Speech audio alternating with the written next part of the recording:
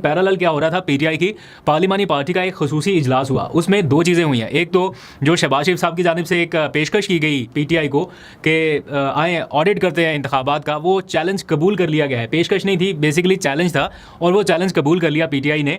और वो कहते हैं ना, एक फुल टॉस मिली उन्हें और उसको उन्होंने फौरी तौर पर एक्सेप्ट कर लिया कि इससे अच्छी तो ऑफर हो ही कोई नहीं सकती। वो कहते ठीक है, कराएं 2018 के इंतखाबात का ऑडिट, और चाहें तो 2014 के इंतखाबात का भी कराएं, लेकिन 2024 के इंतखाबात का कराएं। और साथ ही उन्होंने कहा है कि आगाज़ करें 2 हलकों से। इमरान खान कहते थे 4 हल्के खोलें, पीटीआई अब कह रही है 2 हल्के खोल दें। कौन से 2 हल्के हैं उनके बारे में भी आपको बताता हूं, और फिर इमरान खान से मुलाकात और साथ ही कुछ कानूनी मामला के हवाले से भी पेशरफ्त है, वो भी आपके साथ रखनी है। लेकिन पहले थोड़ी सी बात कर लेते हैं ये जो चैलेंज एक्सेप्ट किया पीटीआई ने, इसके हवाले से। आज पंजाब असम्बली में लिख के इसके ऊपर बाज़ाब्ता जो अपोजिशन के लोग हैं पीटीआई के, उन्होंने तो ये करारदाद भी जमा करा दी कि जनाब खुले हल्के कराएं, बिस्मिल्लाह करें, हम तैयार हैं 2018 के इंतखाबात का ऑडिट करने के लिए। उन्होंने एक पूरी प्रेस रिलीज आज पीटीआई ने जारी की है, एक पूरा एलामिया जारी किया, और उसमें उन्होंने बताया कि किस तरह जैसे इमरान खान इस चीज़ से नहीं घबराते थे कि कोई हल्का खोलना है, वो कहते थे जितने मर्जी हल्के खोलें। 2018 के बाद भी उन्होंने ये पेशकश की थी, तो वो कह रहे हैं कि जो भी इमरान खान साहब ने ट्रेंड सेट किया उसी के अकॉर्डिंग हम चलने के लिए तैयार हैं, और जहाँ से जैसे चाहिए आपको सैंपल इकट्ठा करें और हल्के खुलवाएं। पीटीआई ने अब 2 हल्कों की बात करना शुरू कर दिया है। पहला वो कहते हैं यास्मीन राशिद का हल्का खुलवा दें, ऑब्वियसली वो नवाज शरीफ साहब वाला हल्का बनता है, तो वो एक ऐसा मामला है जिसके ऊपर मुझे नहीं लगता कभी भी पीएमएलएन मानेगी या वज़ीर आज़म चाह के भी ये पेशकश इससे आगे लेके जाएंगे कि हाँ जी ठीक है जी हम खुलवा लेते हैं। ऑल दो कि इस टाइम हालात सारे के सारे साजगार हैं उनकी तरफ, अगर वो चाहें तो खुलवा के कोई भी नतीजा आपके सामने रख सकते हैं, लेकिन मुझे नहीं लगता कि इस नहज तक मामला जाएगा। आज भी उन्होंने किसी बात पर कहा ना कि बात निकलेगी तो बहुत दूर तक चली जाएगी, बिल्कुल वैसे ही है, बात अगर खुल गई तो फिर बहुत दूर चली जाएगी। दूसरा हल्का सलमान अकरम राजा साहब वाला है, सलमान अकरम राजा वर्सेस ओन चौधरी। उसमें ओन चौधरी साहब को इतना वोट पड़ा जितना नवाज शरीफ साहब को भी नहीं पड़ा था अपने हल्के में, उससे कहीं ज़्यादा वोट जो है वो उनको पड़ गया। तो वो भी नंबर्स ऐसे हैं जिसपे वो कह रहे हैं कि खुलवा लें हल्का, तो एग्जैक्ट आपको सिचुएशन पता चल जाएगी। बहरहाल ये तो है सियासी बयानात या जो कुछ भी इस टाइम की सिचुएशन चल रही है, बट पीटीआई ने इसको सही से कैश करना शुरू कर दिया। वो एलामिया जारी कर रहे हैं, करारदादे पेश कर रहे हैं, और जहाँ जहाँ पर उनको मौका मिल रहा है वो इस लूज़ फेंकी गई बॉल को वो उसके ऊपर अपना रद्दमल दे रहे हैं। अब आ जाइए उस मेंबर की तरफ जिसको आज पार्टी से निकालने के हवाले से कार्रवाई एक तरह से शुरू कर दी गई है, और अब से कुछ देर पहले इसके लिए एक खसूसी इजलास भी बुलाया गया।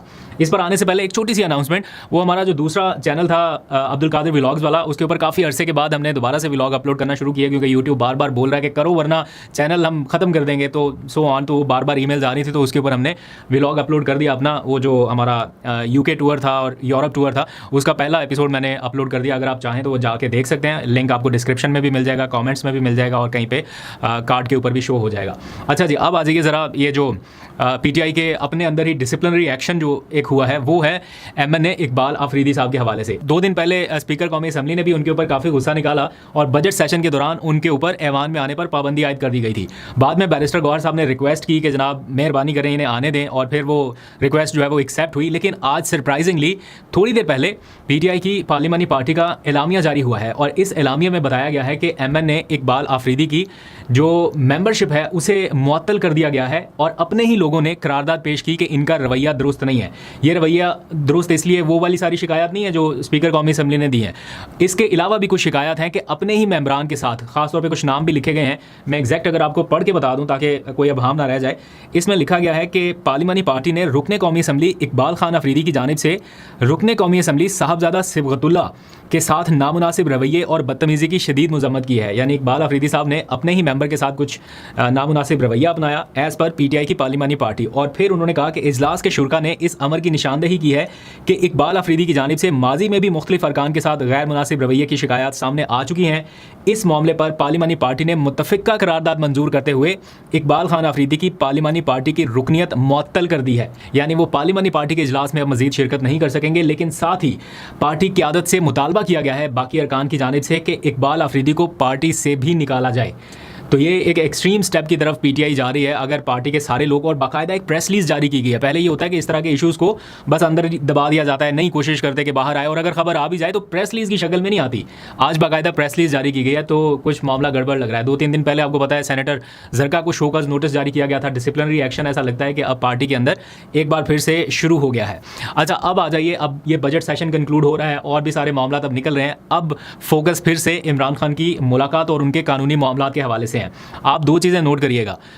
हलीमा खान की जानिब से एक दिन पहले ये कहा गया कि अब वो सामने आएंगी और अगर उनकी मुलाकातें ना हुई तो वो सामने रहेंगी और वो कोई अनाउंसमेंट करेंगी या वो कोई ऐलान करेंगी। उन एग्जैक्ट तो उन्होंने ऐसा नहीं कहा, लेकिन उनके बयानात से ऐसा तासुर मिला कि जैसे वो कह रही हैं कि अब हम कुछ करेंगे या हम सामने आएंगे, इस तरह से। और इसी के पैरेलल अब क्या है कि उनकी मुमकिना, अभी तो तय नहीं हुआ, केस चल रहा है, लेकिन मुमकिन गिरफ्तारी की खबरें भी ऐसे सोशल मीडिया के ऊपर चल रही हैं, क्योंकि उनका जो 26 नवंबर को एहतजाज के हवाले से जो केस है वो बिल्कुल अपने कंक्लूजन की तरफ पहुंच रहा है, बिल्कुल कंक्लूड हो रहा है, आखिरी स्टेजेस में है। उन्होंने कुछ गवाहान की फहरिस्त दी थी अपने दिफा में कि इन गवाहान को बुलाया जाए। उसमें कुछ मीडिया चैनल्स के एंकर्स भी थे, ब्यूरो चीफ भी थे और भी कुछ मीडिया पर्सनस थे कि इनको भी बुलाया जाए। लेकिन आज उनकी थोड़ी देर पहले ये खबर आई कि उनकी ये दरख्वास्त जो है गवाहों को बुलाने की, ये मुस्तरद कर दी गई। दैट मीन्स के ट्रायल जो है वो बिल्कुल हतमी मरहले की जाने बढ़ चुका है और किसी भी टाइम आपको इसके कंक्लूजन की खबर भी आ सकती है। और दूसरी जानिब इमरान खान की जो मरकज़ी अपील है जो इस्लामाबाद हाई कोर्ट में सुनी जा रही है, जिसको पीटीआई के वकला चाहते हैं कि ये ना सुनी जाए, ज़मानत का केस सुना जाए, लेकिन हाई कोर्ट के जजेस का ये फैसला है कि नहीं, वो अपील की जानिब जाएंगे। सलमान सफदर साहब एक दो बार पेश भी नहीं हुए थे, तो अब वो मामला जो है वो 29 जून को टेकअप होने जा रहा है दोबारा से। 1 जुलाई को अदालती छुट्टियां हैं, अदालती छुट्टियों से 2 दिन पहले ये केस टेकअप होने जा रहा है इस्लामाबाद हाई कोर्ट में। क्या उस दौरान कोई फैसला सुना के छुट्टियां हो जाएंगी, इस तरह का कुछ होगा या नहीं, आई डोंट नो। लेकिन ये भी थोड़ा कॉम्प्लिकेटेड सा मामला है, पीटीआई के लॉयर्स को इसके ऊपर ज़रा खासा फोकस करना पड़ेगा। दूसरा, जो सुप्रीम कोर्ट का फ्रंट है वहाँ पर इमरान खान से मुलाकातों का मामला हो या उनके इलाज के हवाले से उनको हस्पताल मुंतकिल करने के हवाले से चीज़ें हों, वो स्टैंड स्टिल पे दिखाई दे रही हैं। यानी सुप्रीम कोर्ट में पीटीआई के लोग जो हैं वो जैसे पहले जाके प्रोटेस्ट कर रहे थे सुप्रीम कोर्ट के बाहर, और फिर उनकी सुनवाई हो जाती थी, बैरिस्टर गौहर की चीफ जस्टिस से मुलाकात या सलमान अकरम राजा को बुला लेते थे, कुछ ना कुछ यकीन दहानी, कुछ ना कुछ कन्वे हो जाता था। लेकिन अभी उस मामले में भी खासी खामोशी नज़र आ रही है, थोड़ा ठहराव है। सुप्रीम कोर्ट के फ्रंट पे उस तरह से पीटीआई एक्टिव नहीं है। अडयाला के महाज के ऊपर वो भी हलीमा खान की वजह से, क्योंकि वो हर मंगल को उन्होंने आना ही आना होता है, तो इसलिए अदरवाइज़ जुमेरात के रोज़ जो बाकी सियासतदानों की मुलाकातों का दिन है उस दौरान कोई इतनी गहमा गहमी नहीं होती, सिर्फ उस दिन जिस दिन फैमिली ने आना होता है तब ज़रा हल्ला गुल्ला ज़्यादा रहता है। तो अब 29 जून को इस्लामाबाद हाई कोर्ट में जो समाअत होगी उसके बारे में भी आपको बताएंगे। मीनवाइल मैंने एक छोटी सी तस्हीह करनी है। कल के व्लॉग में मैंने आज़ाद कश्मीर में जो पीटीआई का बल्ला रिस्टोर करने का फैसला आया आज़ाद कश्मीर हाई कोर्ट का, उसका रेफरेंस देते हुए मैंने मेरे ज़हन में पता नहीं क्यों वो गिलगित बल्तिस्तान का सारा मामला आ रहा था। तो मैं क्या आपको आज़ाद कश्मीर के हवाले से रहा था, लेकिन वो बैकग्राउंड में गिलगित बल्तिस्तान का मैं बता रहा था कि अब तो इलेक्शन हो गया, वज़ीर आला बन गया, ये वो आज़ाद कश्मीर में वज़ीर आला नहीं वज़ीर आज़म होगा। तो बहुत सारे लोगों ने जो है वो तस्हीह करके बताया कि आप शायद दो चीज़ों को मिक्स कर गए, तो वो एग्जैक्टली मैं मिस कर गया था। वो आज़ाद कश्मीर का मामला अलग है, गिलगित बल्तिस्तान का अलग है। तो मैं चूँकि रिसेंट वो इलेक्शंस कवर करके आया तो इसलिए वो थोड़ा सा कन्फ्यूज़ हो गया। खैर मैंने बाद में वो पार्ट डिलीट कर दिया था, बट फिर भी मैंने ज़रूरी समझा कि वो एक ज़रा बता दूँ, अगर किसी के जहन में अभी तक भी ऐसी बात है जो मैंने कही है तो वो दुरुस्त नहीं थी। मैंने आज़ाद कश्मीर के हवाले से बात करनी थी, वो गलती से गिलगित बल्तिस्तान और स्कर्दू इलेक्शंस के साथ मिक्स हो गया। तो आज़ाद कश्मीर में बल्ला रिस्टोर हो गया, अब वहाँ पे इलेक्शंस अभी होने हैं। अगर इलेक्शंस होंगे तो वहाँ पे बल्ला आएगा मैदान में और वोटर्स जो हैं वो बल्ले के ऊपर स्टैंप लगा सकेंगे। इससे पहले पीटीआई ये कहीं ना कहीं सोच रही थी कि हम आज़ाद कश्मीर के इंतखाबात का बाइकआउट कर दें, लेकिन अब तो चूँकि बल्ला मैदान में है तो अब तो बाइकआउट की कोई रीज़न नहीं है। हाँ, ये ज़रूर हो सकता है कि अगर आज़ाद कश्मीर के इलेक्शन कमीशन ने अपने तौर पे ये सोचा कि इस फैसले को वो चैलेंज कर दे और वो इस फैसले को समझता है कि नहीं ये ठीक नहीं है, और मुझे ऐसा लगता है कि शायद आने वाले दिनों में ये खबर सुनने को मिलेगी कि वो चैलेंज कर दें इनको, तो फिर कोई और सर्कमस्टांसेस बन सकते हैं। इतनी आसानी से वो बल्ले को आ लेने दें ये थोड़ा सा मुश्किल लगता है। बहरहाल वक्ती तौर पर तो पीटीआई ने थोड़ा सा रिलीफ हासिल किया, बट ये सस्टेन कर पाएंगे या नहीं ये थोड़ा सा देखना होगा। तो और भी कुछ खबरें हैं इमरान खान के साथ जो मामला चल रहे हैं मुलाकातों के हवाले से।